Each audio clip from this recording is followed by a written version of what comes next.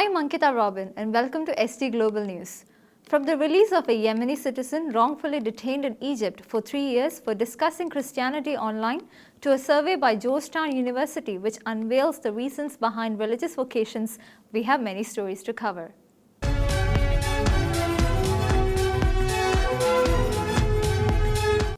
Abdul Baqi Saeed Abdo had been transferred between various prisons in Egypt for the past 3 years for the crime of participating in online discussions about Christian teachings and Islamic theology. Abdo, a Christian convert from Yemen, was living as a refugee in Egypt when he was detained without a criminal trial. With the intervention of ADF International and the assistance of the UN Working Group on Arbitrary Detention, Abdo is now out of jail. However, his legal battle is far from over.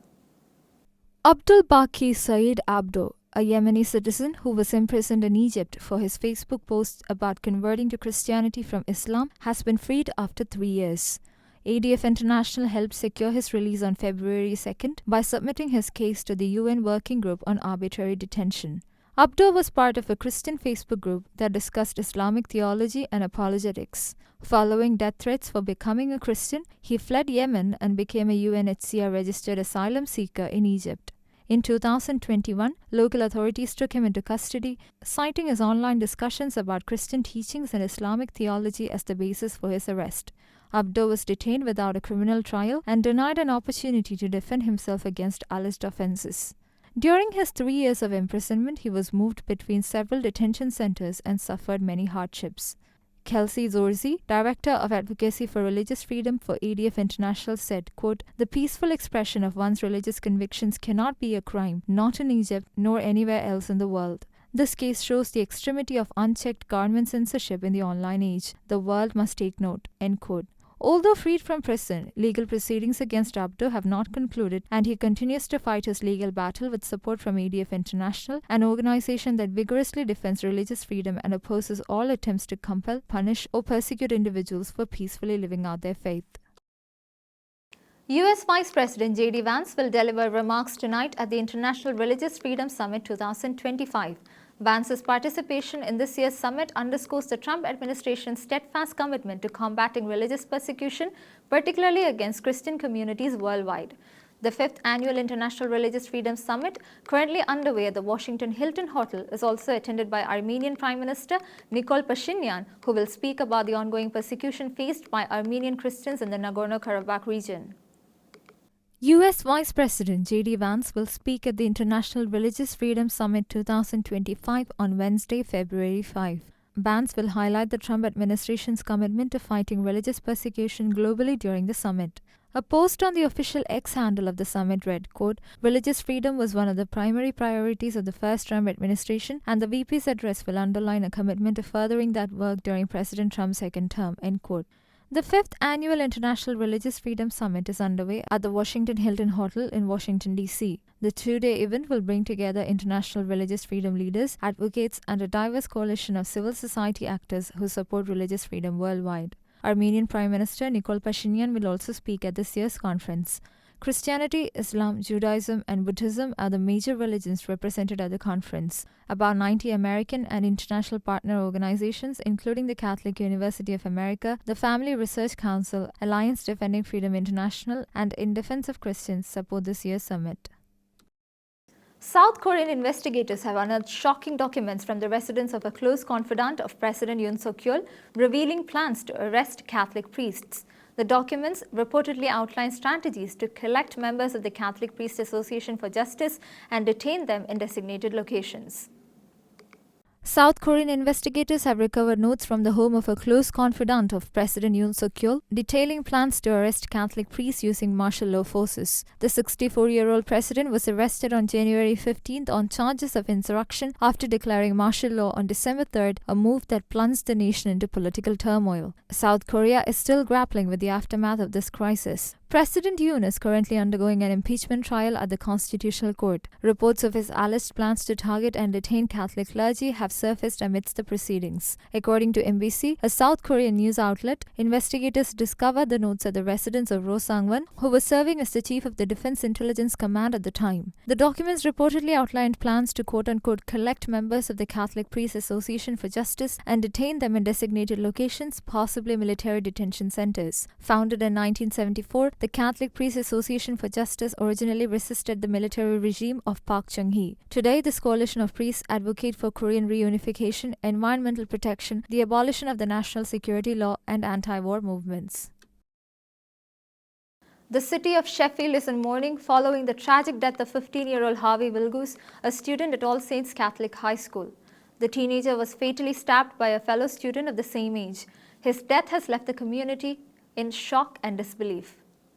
A 15-year-old boy was fatally stabbed at a Catholic school on February 3rd. Harvey Wilgus was a student at All Saints Catholic High School in Sheffield, has been described as a lovely lad who brought joy and laughter to everyone who knew him. A special mass has been held at St. Mary's Cathedral in Sheffield for the family of the boy who was fatally stabbed at the school. A 15-year-old pupil has been arrested on suspicion of his murder. The Roman Catholic Bishop of Hallam, retired Reverend Ralph Heskett, has requested the parishes in the Diocese of Hallam to celebrate a mass for Harvey and his family and the school over the next few days. People are also being urged to light a candle in Harvey's memory. Father Christopher Poslasny, Dean of St. Mary's Cathedral in Sheffield, said that a scheduled confirmation class went ahead yesterday shortly after the incident, with some of the school pupils in attendance. About 20 of the young people came, although some felt too distressed to come. The students were taken to the church and were asked to light a simple candle on the altar. Young people sat in silence for a while and just one by one came up and lit a candle and spent a few moments in silent prayer. The church is supporting All Saints Catholic High School and the bishop has been to visit the staff. The incident was a tremendous shock to the school authorities as the institution have a good staff and pupil relationship and a happy environment. Father Christopher said that the school has hosted discussions about the incident to make pupils aware of its dangers. He also asked people to light a candle because sometimes a lit candle shining just gives hope. A 40-year-old Armenian priest was found dead on Saturday, February 1st. Very Reverend Anania Kujanian was likely stabbed to death late Friday night. Authorities suspect that Syrian laborers working at his residence may have committed the murder while attempting to rob Father Kujanian. A young Armenian priest, Very Reverend Anania Kujanian, was found brutally murdered in his residence on the Basalim area of Meton, Lebanon on February 1st. Archimandrite Kujanian was the deputy archbishop of the Armenian Apostolic Church in Lebanon and oversaw the Armenian Orthodox Apostolic community in Salih and Anjar in the Bakar region. According to security sources cited by Lorien Lejour, the cleric was likely murdered the night before. He was only 40 years old. A statement from the Lebanese Armenian community reported that the Archimandrite had left the Burj Hamoud area and arrived at his apartment where Syrian laborers were working. The suspects allegedly stabbed Reverend Kujanian multiple times, stole his cross, and fled the scene. The Armenian Mirror Spectator also reported that his car was missing from the residence. Hegop Kurdunian, leader of the Armenian Revolutionary Federation in Lebanon, denounced the crime on X. He also urged the public to exercise restraint and allow security services to bring the perpetrators to justice. Lebanese President Joseph Aoun and caretaker Prime Minister Najib Mikati contacted Armenian Patriarch Catholicos Aram first to offer their condolences. An investigation into the murder of the young prelate is ongoing. Namibia has witnessed a historic first with the launch of a theological and spiritual formation center founded by Sister Anne Arabom, a member of the Sisters of Social Services of Los Angeles. This institute aims to empower African women religious through theological education, leadership training, and spiritual formation. The first Theological and Spiritual Formation Center in Namibia has been launched. The Sophia Institute for Theological Studies and Spiritual Formation is founded by Sister Annie Arabom, a member of Sisters of Social Service of Los Angeles. The institute is dedicated to empowering African women religious through theological education, leadership training, and spiritual formation. After returning to Africa, after a few years of ministry in the United States, Arabom saw the urgent need of an initiative to support the growing number of religious vocations in Africa. The Sophia Institute aims to equip women religious with the essential skills to serve marginalized communities and promote social justice. Talking with a media organization, Sister Arabom shared that the institute offers an oasis of serenity and peace to all religious women who seek to connect with their spiritual depth and discover and discern God's will in their lives to enhance their mission in life, virtually and in person. Ever since she was a child, Sister Arabom had a strong sense of being called by God to make a difference to other people's life, and the inspiration to establish Sophia Institute is part of a realization of a deeply held conviction that goes back to her childhood as a cradle Catholic. At Sophia Institute, the goal is to open up to the inspiration of the life-giving spirit, and for this to happen, a conducive environment and a space is required, which is provided at the Institute. Now, taking a peek into the entertainment industry, we have Grammy-nominated singer Forrest Frank, who is determined to create cool Christian music for the new generation.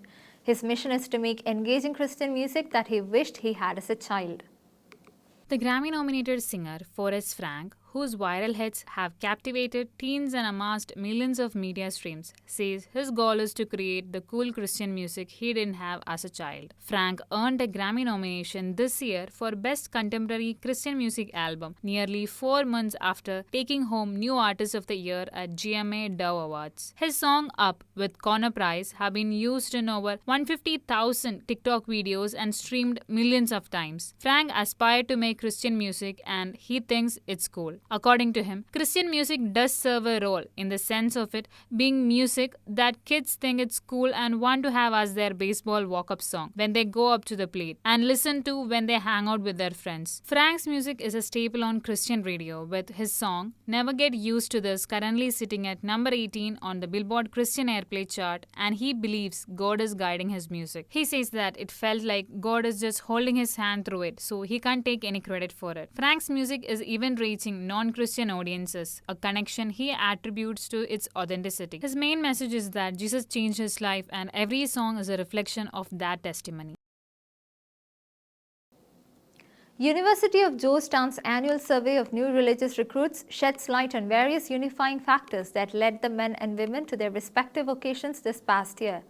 The survey, conducted by the research associates of the University's Center for Applied Research in the Apostolate, deep dives into both divine and socio-economic factors that drove the respective vocations of the respondents.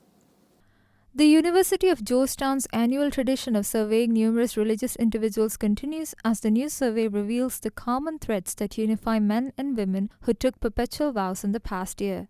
The survey, formulated by research associates at the University's Center for Applied Research in the Apostolate, polled 140 religious individuals, including 73 sisters and nuns and 67 brothers and priests ranging from 25 to 69 years old.